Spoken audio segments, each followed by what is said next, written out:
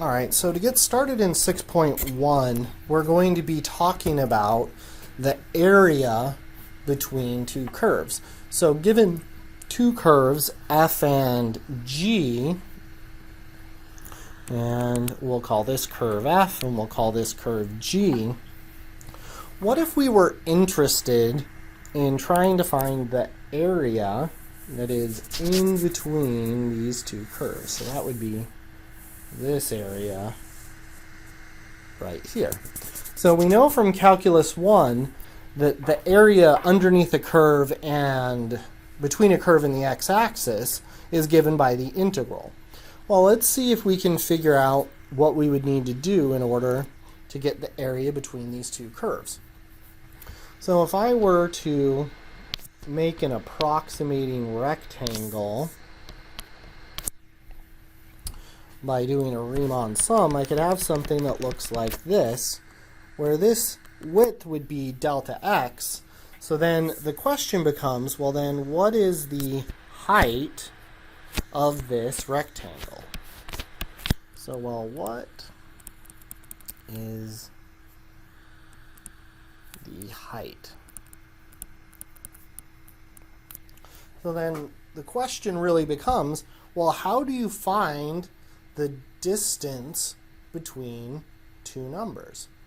Well, to find the distance between any two numbers, well, how far is the number 5 from the number 9? Well, you would subtract. It would be 9 minus 5 would give you 4. And how far is it between 5 and negative 5? Well, 5 minus a minus 5 gives us 5 plus 5, which is 10. So to find the distance between two numbers, and really what we're talking about then is it's the perpendicular distance from the x-axis for each of these. So our height is going to be the upper curve minus the lower curve. So it's the upper y value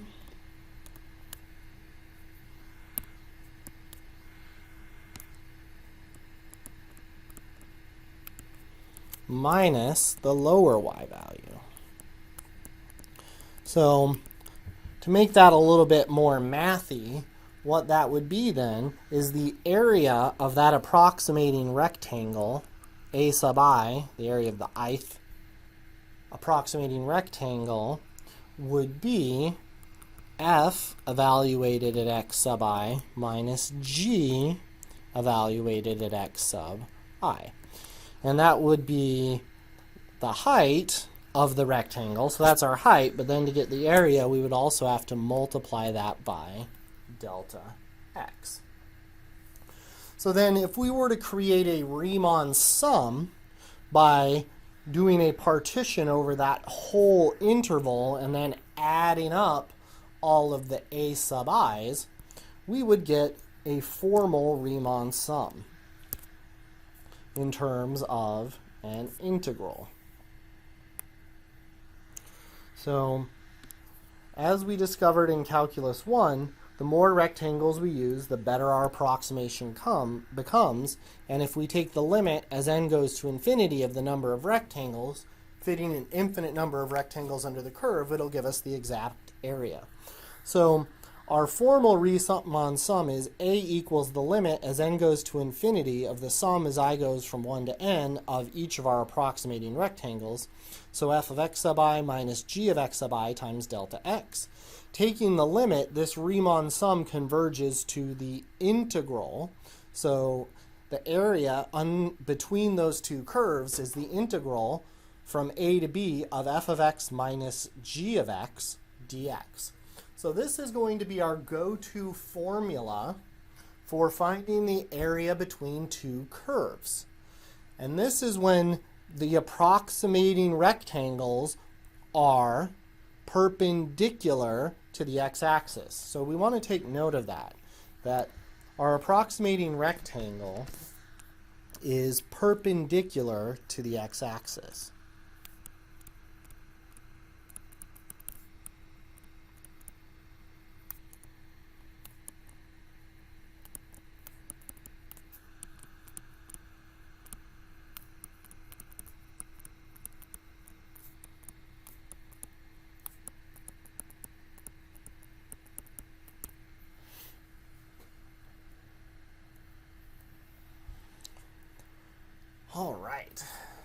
So let's go ahead and try an example. So if we look at example number 1 on our handout,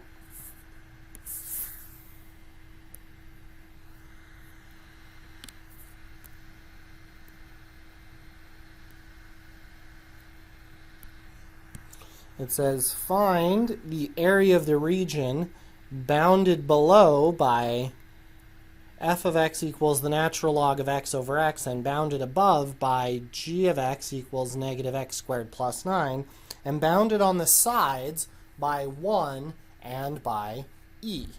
All right, so let's use our graphing device in order to help us get a view of what's going on in this case.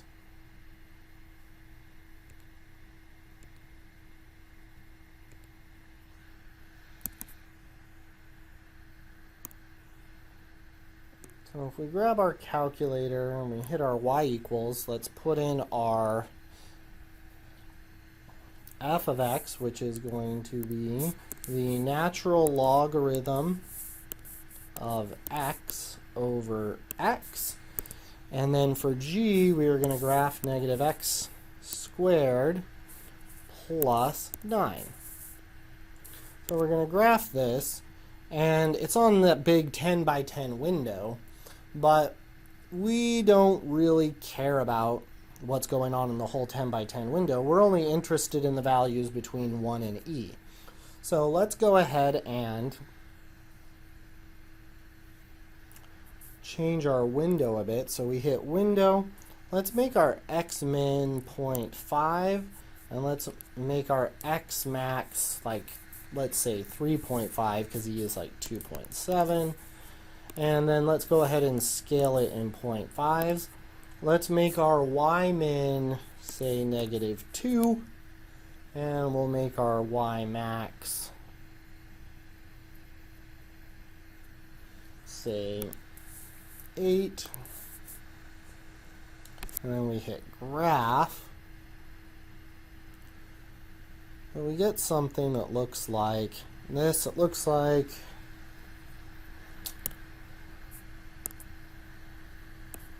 here's our graph, and let's trace each of our curves and note some of our important values. So our ln x over x is going to be this curve.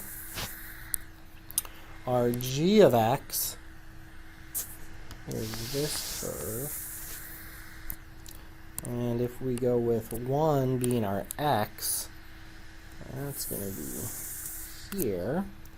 And if we go with our other x being e, so that's 1, 1.5, 2, 2.5, e.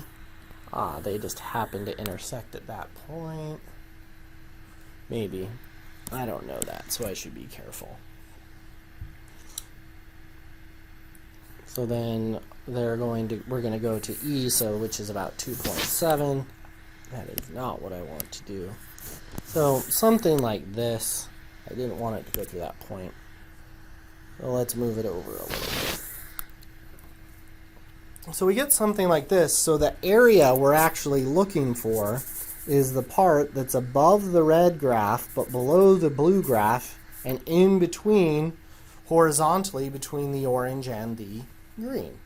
And so as we saw in our formula above, it's going to be our upper curve minus our lower curve. So we have our values, as we mentioned. Our lower limit of integration is going to be 1, and our upper limit of integration is going to be e. So we're going to be finding our area, A, is equal to the integral from 1 to e of our upper curve minus our lower curve. So the curve that's on top is our blue curve, so that's actually g of x in this case. So negative x squared plus 9. And then we are subtracting from it our lower curve, which is going to be the natural logarithm of x over x. And then we are taking the integral, so dx. All right, so now we need to find an antiderivative for this. So the first part's going to be pretty easy. We can split it up into three different integrals. So we're going to have the integral from 1 to e of negative x squared dx plus the integral from 1 to e of 9 dx minus the integral from 1 to e of ln x over x dx. So these first two are going to be pretty easy. They're just regular polynomial integrals. This last one right here, we're going to need to do a u substitution.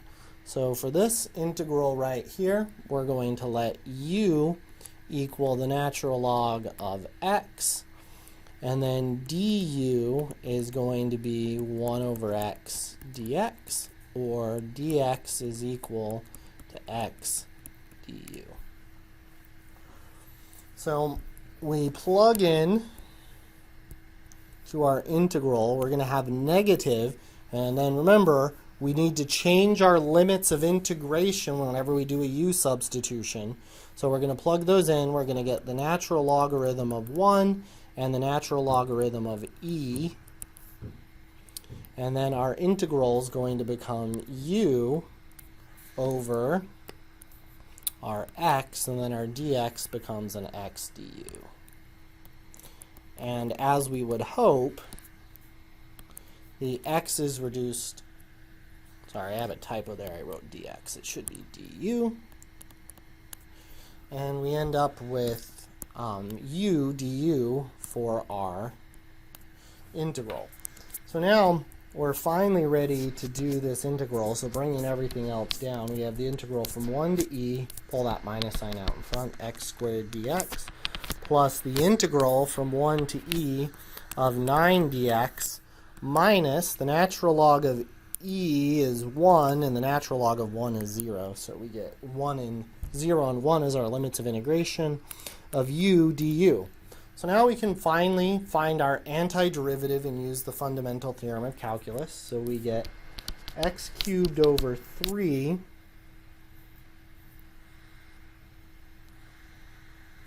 for our first antiderivative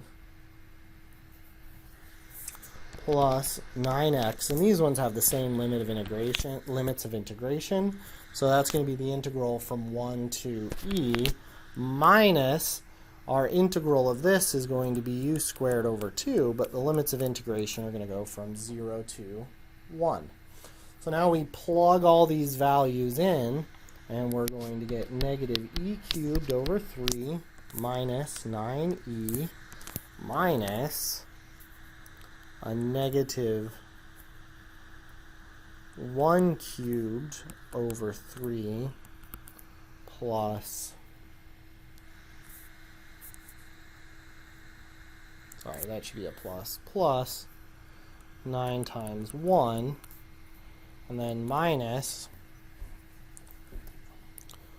1 squared over 2 minus 0 squared over 2. So then we start simplifying all of this down. So we get negative e cubed over 3 plus 9e, negative 1/3 in here plus 9. So let's see. Negative 1/3 plus 9, and then it's going to be minus a half. Oops. Negative 1/3 plus 9 gives us 26 over 3, so minus 26 over 3 minus a half. And so we have negative 26 over 3 minus 1/2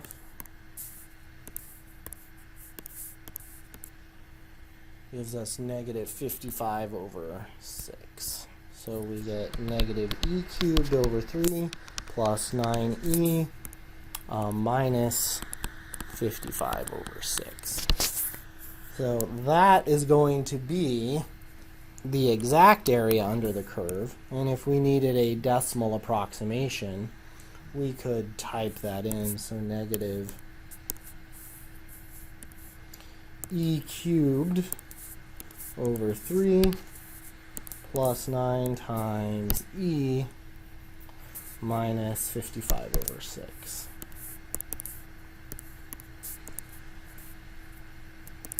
Oops.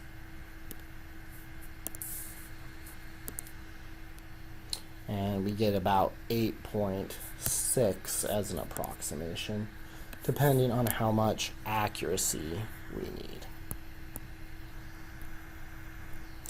So then, in that example, that would be the area that we were looking at above would be about 8.6 units for this area in yellow. So once again, to find the area in between two curves, what we're really doing is the upper curve minus the lower, and we take our limits of integration as we go forward. So in this example, we were given explicitly some side values, 1 and e. But that's not always going to be the case. So let's take a look at our next example.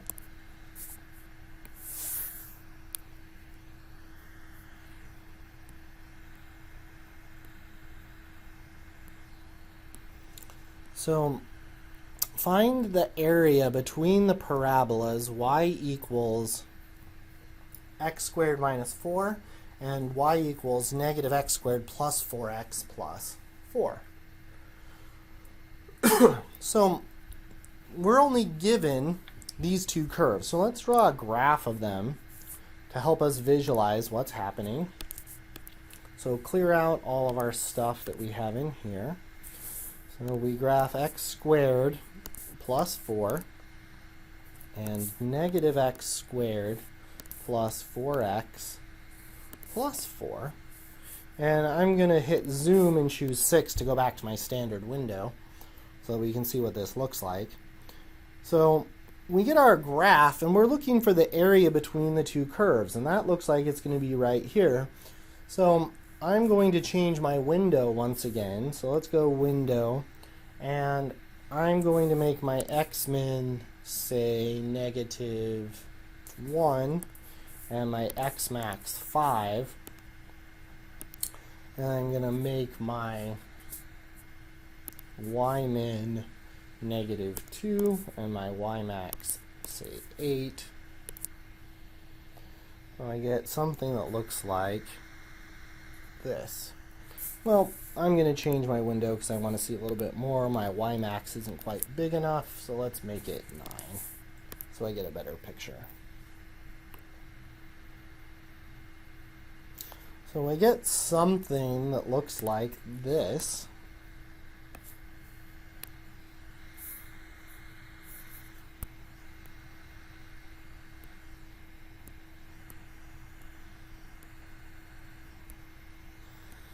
And so the area that we're looking for is the area between these two curves here. So our parabola that opens down is the one that has the negative coefficient, so that's this guy.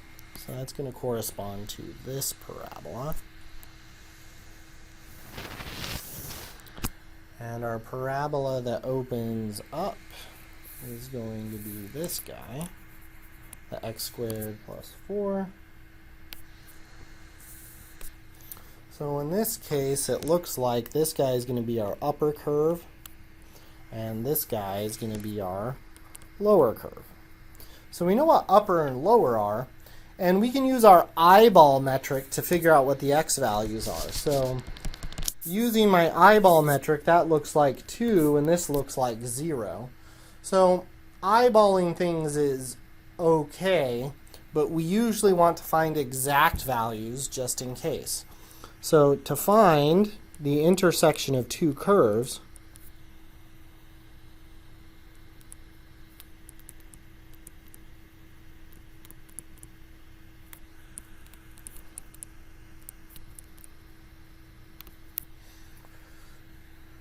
we set the functions equal to each other. We set f of x equal to g of x and solve.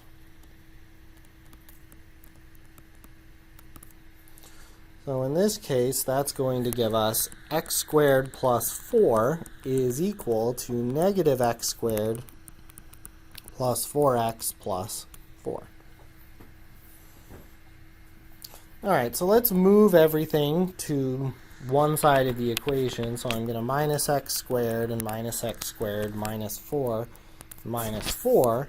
And that gives me 0 is equal to negative 2x squared plus 4x, and then these guys reduce out to 0. So now we need to factor this. So we have a GCF of negative 2x. So we factor out a negative 2x, and then that leaves us with an x minus 2. So now using our zero product rule, we get negative 2x equals 0 or x minus 2 equals 0. So our solutions are x equals 0 or x equals 2. Well, it's the same thing we got using the eyeball metric, but now we know for sure that our solutions indeed are 0 and 2. So now we're going to do our integral from 0 to 2. So our area between those two curves is the integral from 0 to 2 of our upper curve minus our lower curve. So our upper curve is the negative x squared plus 4x plus 4, and we are going to subtract from that our lower curve, which is x squared plus 4. So then we collect our like terms, and we end up with the integral from 0 to 2. So if we distribute this in, we're going to get negative x squared minus 4. So we end up with negative 2x squared plus 4x. And then the 4 and the negative 4 cancel, dx. So then from here, we need to find our antiderivative.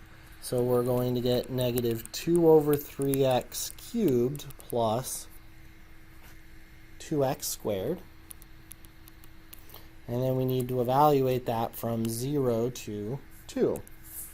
So this time I'm going to clear out all the stuff that I have in my calculator, because this works really well with polynomials. Go negative 2 over 3 x cubed plus 2x squared. Put that in as y1.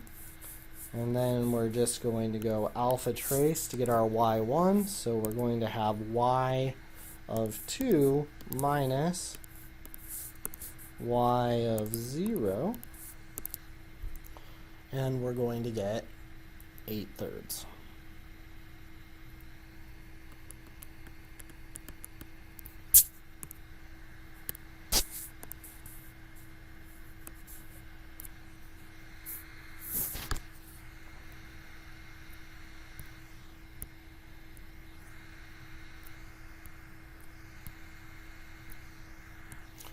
And that would be our solution to that equation. All right, so to get started with this, the first thing we're going to want to do is graph this thing. So let's grab our graphing device. And so we go y equals, let's graph negative 2x plus 1 and 4 minus x squared. And I'm going to hit zoom and choose 6 to go back to my standard windows. And then we can adjust it as we need. All right, so we see that's what it looks like. So eyeballing, it looks like they intersect at, say, like -1, and then probably again somewhere around +2, 3, or 4. So let's go with our window then, and we'll make our x-min -2, and just be on the safe side, we'll make our x-max 5. And then when we go down, we need, let's make our y min, say, 5, or negative 5, and we'll make our y max positive 5. And we'll see, we might have to adjust it, but we get that line, and then we get a parabola. Oh, looks like we just made it, so I guess that'll work.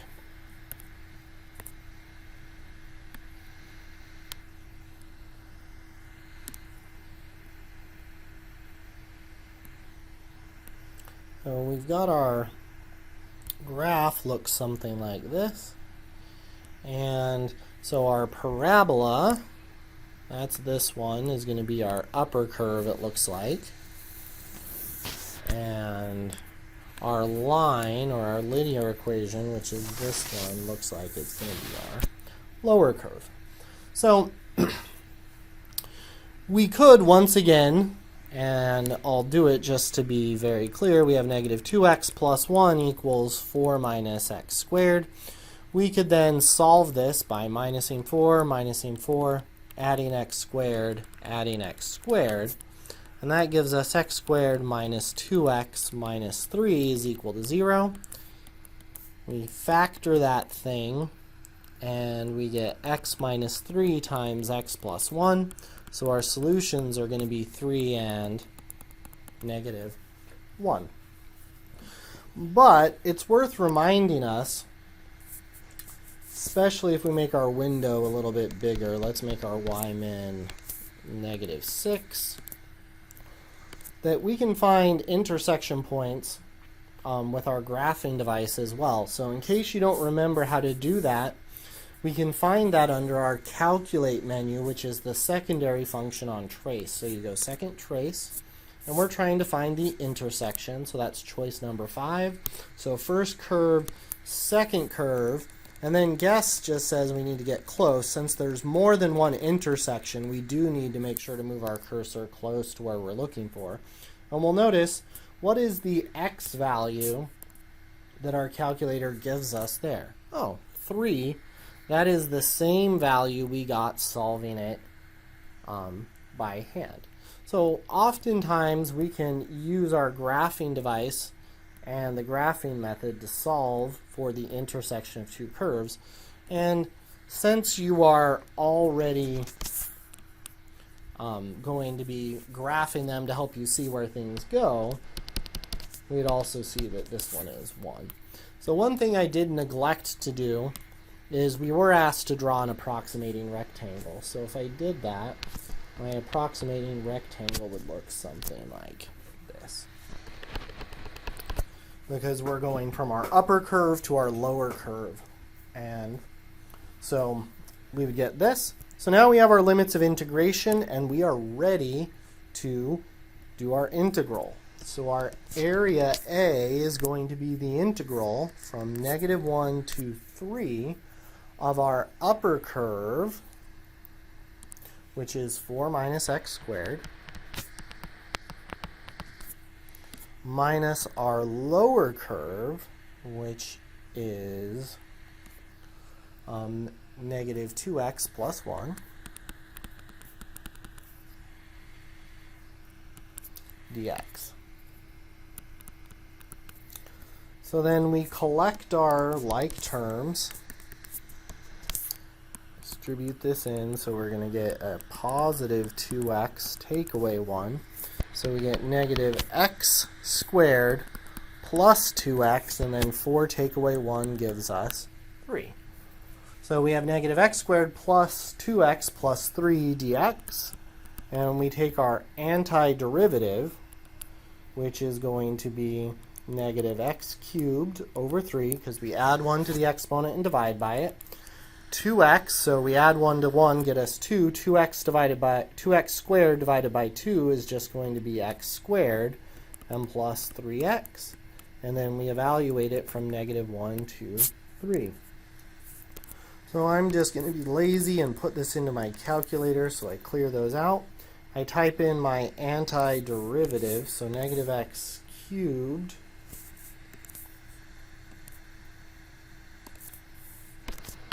alpha y equals gives me my fraction over 3. plus x squared plus 3x. And then I need to do my limits of integration, so alpha trace y1. I have y1 of 3 minus alpha trace y1 of negative 1.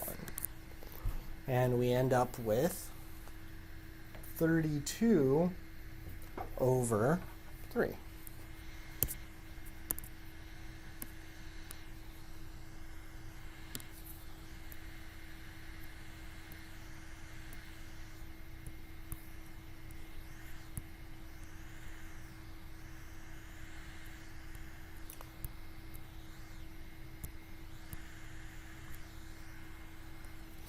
So then our area is going to be 32 over 3.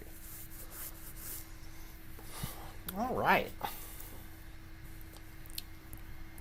So let's move on to the next page. So in each of the previous examples, the curves intersected at most 2 times. Well, it's entirely possible that you may have a situation that looks like this, where the curves are going to intersect each other more than 1 time. So if we had something like this in our picture, it's going to be a little bit problematic because we want to find the area between our curves. So the area between our curves would be this, it would be this, it would be this, and it would be this. But the problem is, after the curves intersect more than 1 time, we'll notice here that this kind of rising sine looking curve, it's the upper curve between here and here and here and here. So the upper curve changes each time those curves intersect. So if we just did the integral of upper minus lower, well, what's upper minus lower? So we have to be a little bit careful. So there are a couple of ways that we can do this. Symbolically, the way we take care of that is we don't care which one's upper and lower, and we do f minus g, and we put it in absolute values. Because if you do upper minus lower, the area is always positive. But if you do lower minus upper, the height of our rectangle would be negative, so we would get a negative area in the same way where we get negative area if the area is below the x-axis. So in general, we can do this, but we don't know how to evaluate absolute values of integrals. So the plan is we need to find all points of intersection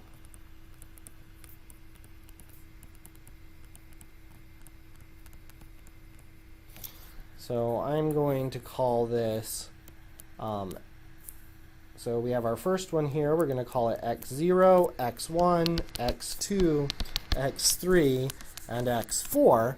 And we're going to do the same thing. We would do the integral from x0 to x1, and we would have our upper minus our lower. But then, when we went to the next region, we would have to do a new integral. So now we would have the integral on this next region, which would be from x1 to x2. But now, our upper curve would be the one in green. So upper minus lower. And we would continue that on all of the regions until we've done that. So, in essence, to find the area between two curves when they intersect more than one time, we have to find the x values of all their intersection points and break up that graph into that many different pieces and evaluate all of the integrals separately. That is how we actually get this value. So we'll do, the next example will illustrate this point explicitly.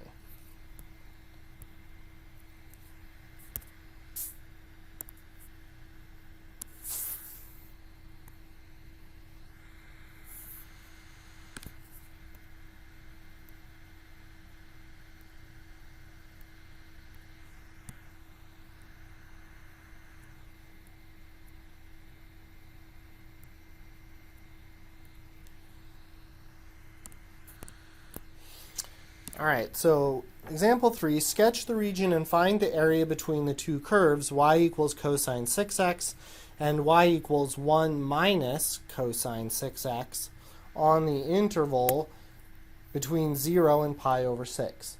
All right, so let's use our graphing device once again.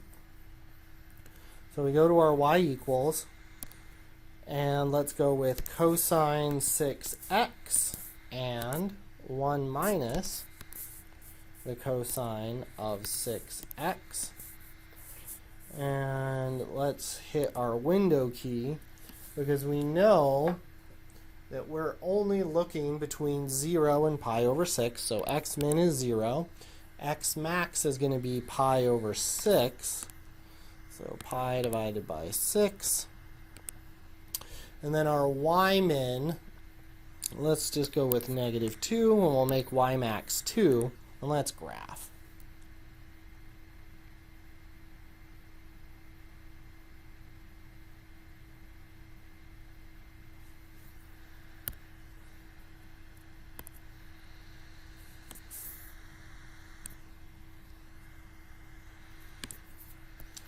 All right, so our goal is to find the area in between these two curves.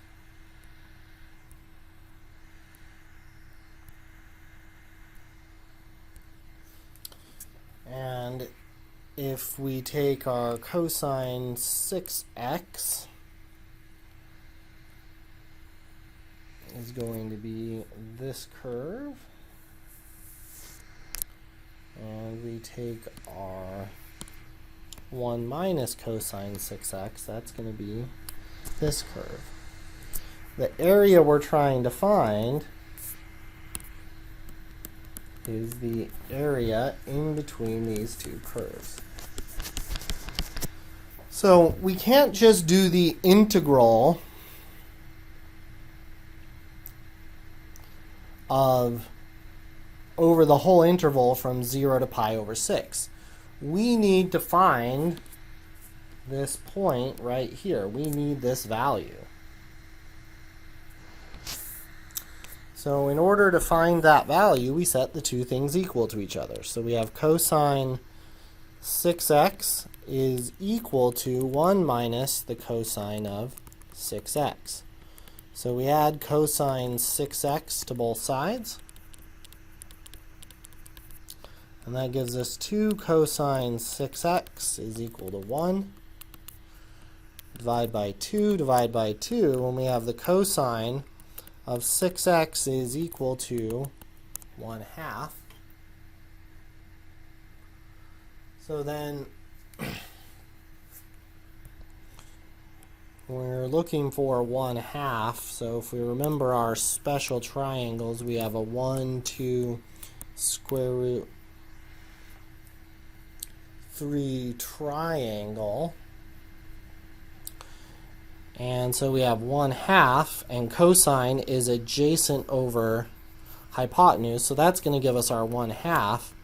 And the angle that has cosine equal to 1/2 is pi over 3.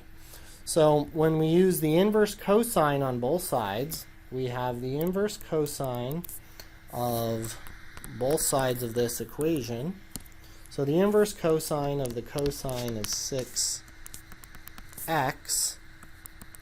is equal to the inverse cosine of 1/2.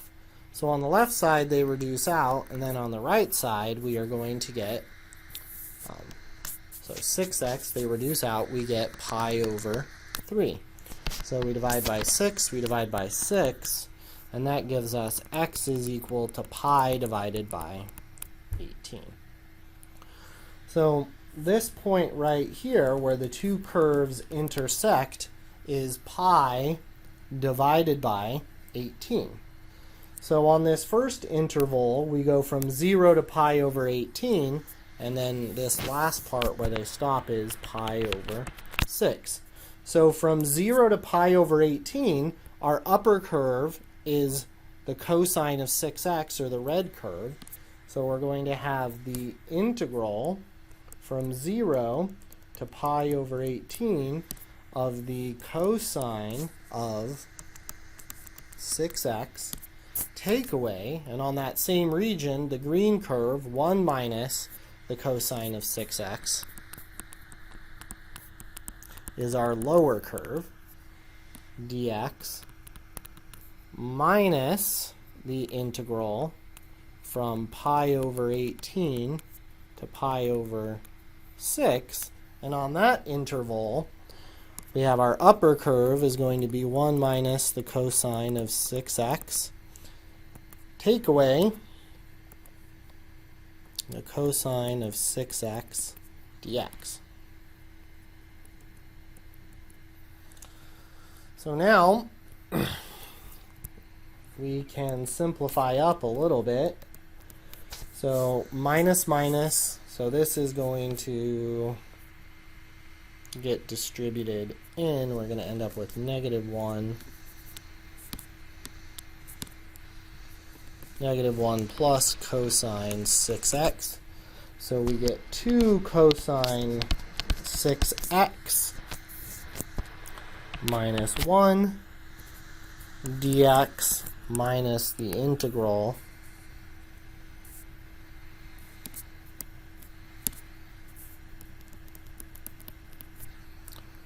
from pi over 18 to pi over 6.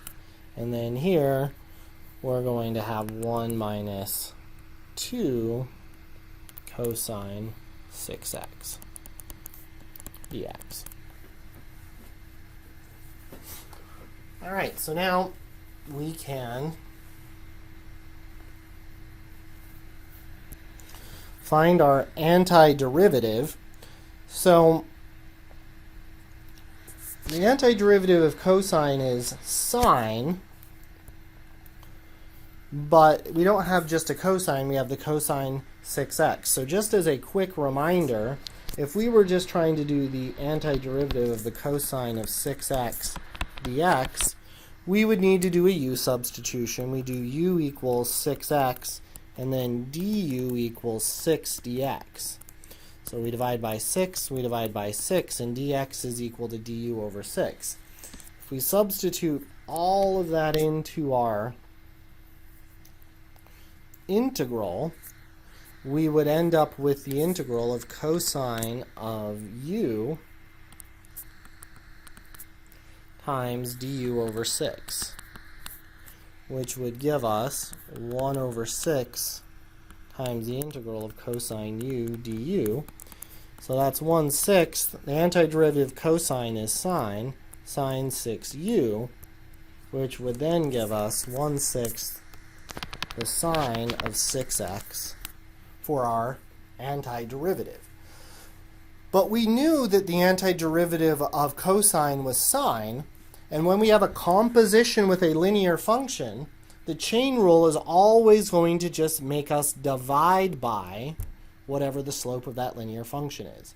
So in general, instead of doing the whole big long u substitution process like we just did, when we have these nice linears, we need to memorize or remember that we just are going to divide by what's on the inside. So our antiderivative is going to be 2 sine 6x divided by 6 minus x. And that's going to be from 0 to pi over 18 minus our antiderivative here, which is going to be x. That shouldn't be a minus though. Yeah, it is. Minus x, and then our antiderivative here is going to be x minus this, so minus 2 cosine 6x, or 2 sine. Antiderivative of cosine is sine. Sine 6x, but then we have to remember that we divide by 6, and this one is getting evaluated from pi over 18 to pi over 6. Alright, so now it's time to start plugging a whole bunch of these values in, but we can simplify things down a little bit. The 2 goes into the 6, leaves a 3 behind, and the same thing happens here. And pi over 18 times 6 is pi over 3 over 3 minus pi over 18 minus f of a, which is going to be the sine of 0 over 3 minus 0, plus we're going to have pi over 6 minus, and pi over 6 times 6 is pi, so we get sine pi over 3 minus pi over 18 minus, and pi over 18 times 6 is the sine of pi over 3 again, all over 3. So now we start simplifying some things. So sine of 0 is 0, and 0 is obviously 0. Sine of pi is also 0, so a few things reduce out. Sine of pi over 3 is root 3 over 2, and root 3 over 2 divided by 3 is going to be root 3 over 6. So root 3 over 6 minus pi over 18 plus pi over 6 minus pi over 18, and then minus minus is a plus, and this is going to be the same thing that we have here, so plus root 3 over 6, because that guy is also a root 3 over 2, just like the one up front. So then we get our common denominator of 18. So we're going to have 3 square roots of 3 minus pi plus 3 pi minus pi plus 3 square roots of 3. So then that gives us 6 square roots of 3, and pi plus 3 pi minus pi plus 3 pi minus pi gives us pi all over 18. And that's going to be our final solution. So in our next thing, we'll notice that sometimes it's best to think of regions as of x as a function of y. So for example, if I tried to make an approximating rectangle right here to find the area between these two curves, I'm going to have a little bit of a problem. If this is the curve f and the curve f, it would be both the upper and lower curve. So that would, anything minus itself is always going to give 0. So if we ever run into a situation where the upper and lower curve are the same one, it may be helpful to turn our approximating rectangles on their side. And if that's the case, when we have a horizontal approximating rectangle, the thing that is further to the right, so the rightmost curve, is upper, and the leftmost curve is going to be the lower curve. And then we can do our integral in terms of this would be the integral from y1 to y2 of our upper curve minus our lower curve, so g of y minus f of y dy. And we can do our integration in terms of the y variable. Well, let's finish this up by taking a look at example number 4.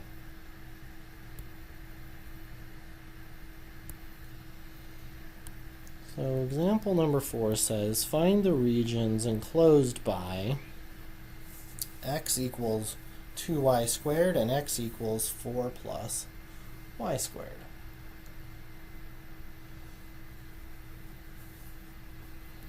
So just to give us a sketch of what each of those are going to look like, and both of these, x is going to be positive, so this is going to be a parabola,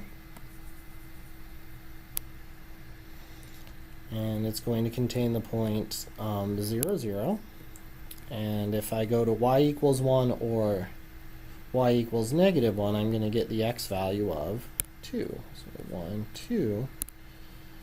So something that looks like this. So I'm going to get a parabola that has a shape that looks like this. If I take a look at my second one, when y equals 0, x is going to be 4.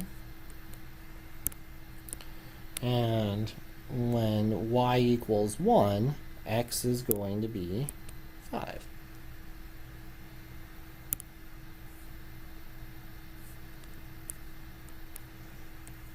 And I'm going to get something that looks like this. So the area that we're looking for is going to be in between these curves. So note, if I try to make a vertical approximating rectangle, x equals 2y squared would be both the upper and lower curve. So in this case, we're going to have, this is going to be our upper, and this is going to be our lower. And we still need to find these points of intersection, but this time we need to solve for them in terms of y's. So setting our two equations equal, we have 2y squared equals 4 plus y squared. So we minus y squared, we minus y squared, and we get y squared equals 4. Taking our square root, we get y equals plus or minus 2. So these curves are going to intersect when y equals 2 and y equals negative 2. So that gives us that our area is then going to be equal to the integral from negative 2 to 2 of our upper curve. So 4 plus y squared minus our lower curve, which is 2y squared, dy. Collecting our like terms, we have the integral from negative 2 to 2 of negative y squared plus 4 dy. And that gives us negative y cubed over 3 plus 4y evaluated from negative 2 to 2. So that's going to be negative 2 cubed over 3 plus 4 times 2 minus a negative 2 cubed over 3 plus 4 times negative 2. So we're going to get negative 8/3 plus 8. That's going to be a negative 8, make it positive in here, because 3 negatives plus 1 more is positive, 8/3, and then minus 8. So then distributing, we get negative 8/3 plus 8 minus 8/3 plus 8. So that gives us 16 minus 16/3. So getting a common denominator over 3, 48 minus 16 over 3 is 32 all over 3. And remember, we could have really just done all of that on our calculator, which would have made this a little bit simpler, putting in each of our curves. And if we put in our negative x cubed over 3 plus 4x, and then we go alpha trace y of 2 minus alpha trace y of negative 2, we get 32 over 3, which makes our life just a little bit nicer.